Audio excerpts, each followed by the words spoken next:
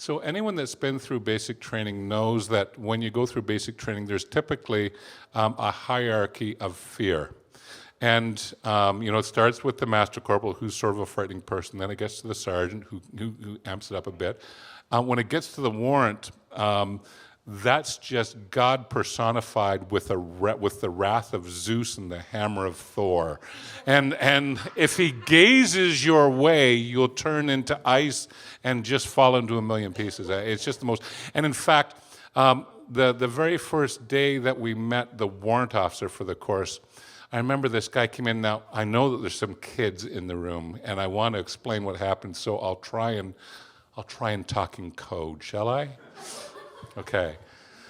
Because this guy came in the room, and it was 1983, and he said, "We're not allowed to curse at you effing arseholes." And I looked around the room, and I thought, did anyone, what does, excuse me, what's cursing mean to you? And I learned in that moment, it's wrong to question the warrant officer. I remember standing outside, and so, gosh. So back in the day, we didn't have co-ed courses like they have now, that the boys were on this side of the base and the girls were on that side of the base, and never the two shall meet. And so when a bunch of young men in their early 20s happen to see a platoon of young girls in their 20s marching by, it's something that draws the eye. And I was standing outside, waiting to go in to get my my uniform issued for the very first time, a kind of a proud moment. So I'm standing in my jeans and in the line, and I see this platoon of girls come marching by, and so I stopped and I did some window shopping. And the master corporal woman that was leading those folks said, "What the F are you looking at?" And I said, "Well, not you." And then, oh, look at, if you ever go through basic training, trust me, these are not the things you want to do. This was not the fresh start I was looking for. This isn't the way to do it properly. It simply wasn't the way. I remember it got even worse. We were going to go to Granville. Now, Granville's when we had our outdoor exercise, and it was like, I don't know, maybe 3, 4, 5 months, years out in the woods, living under a tarp. It was horrific. And in order to prepare for that, our platoon, which back in those days, the platoons were really, really big. My platoon was 120 folks. And we were in one of the H blocks, and we were in the H block that was right down by the water. Now, the water part is important for you to know, because the water there, I mean, there's a base around this. This is not just a bunch of recruits. This is families, military families. They live here. There's the water. There's wives and there's children. They go down to the beach, and the beach is right by where our barrack was, but we weren't allowed to set foot on it.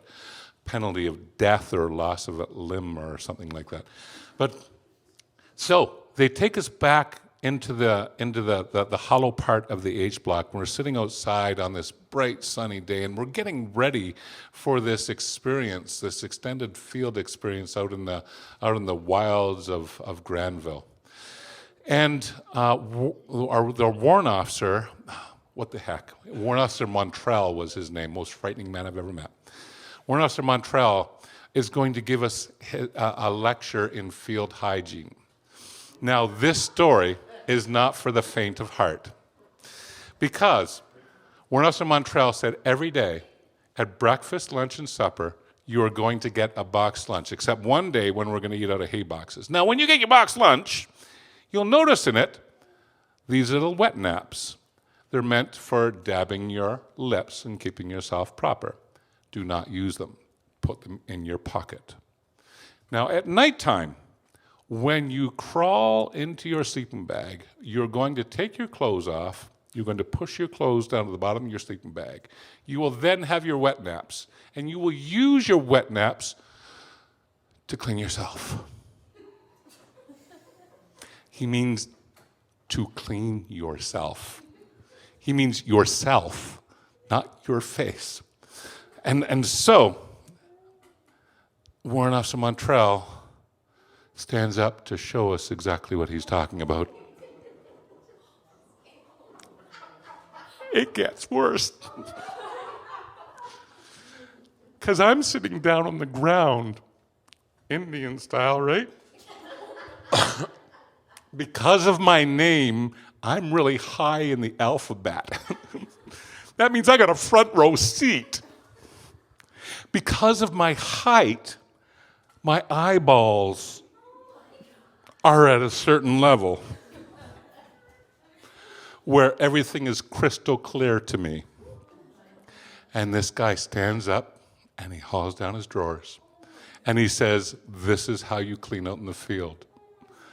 And the image is becoming burned into my corneas as he shows both front and back work. And oh my God, like, please just swear at me again. I'll take the swear. Please just swear. Oh my gosh.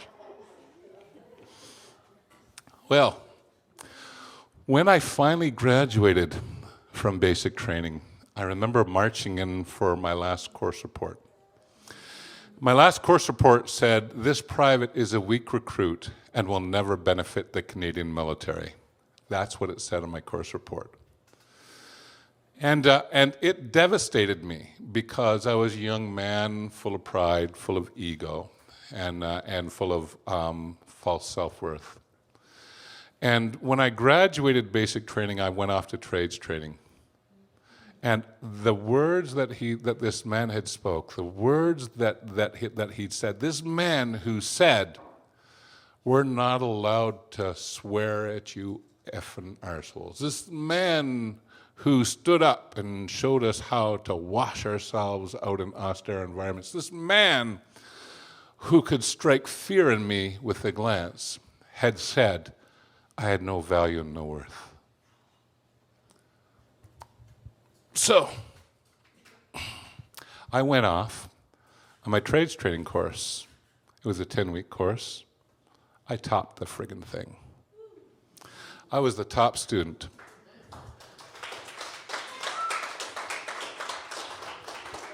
So, what did I do with that? Well, I got a picture of myself getting the top student award. Big smile on my face, major handing me the award, grip and grin, and in the smile on my face, you could see the devilishness because I took that picture and I wrote on the back of that picture, I wrote, "F you." I put it in an envelope and I mailed it back to that warrant officer.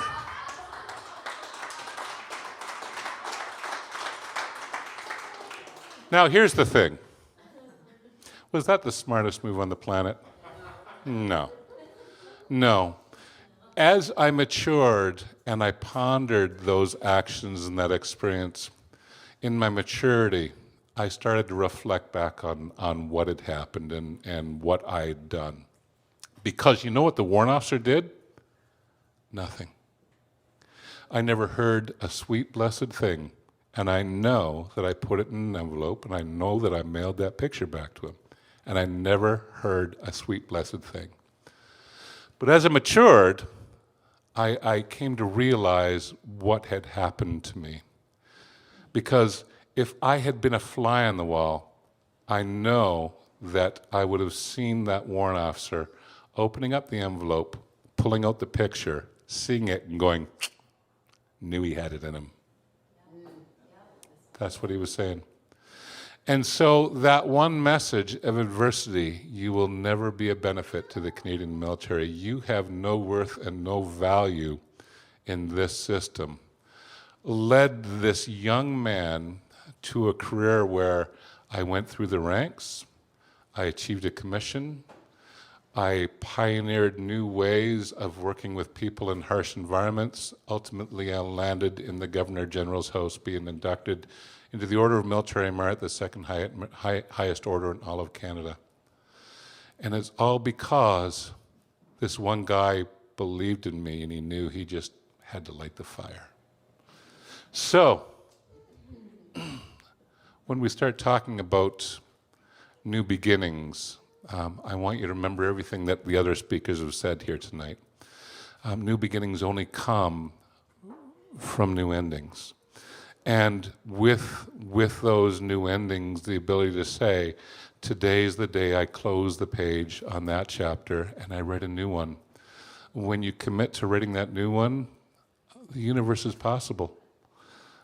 Anything is possible, and it's all within you, and it's wonderful, and it's fantastic. So listen, with all sincerity, thanks so much for coming out to the show tonight.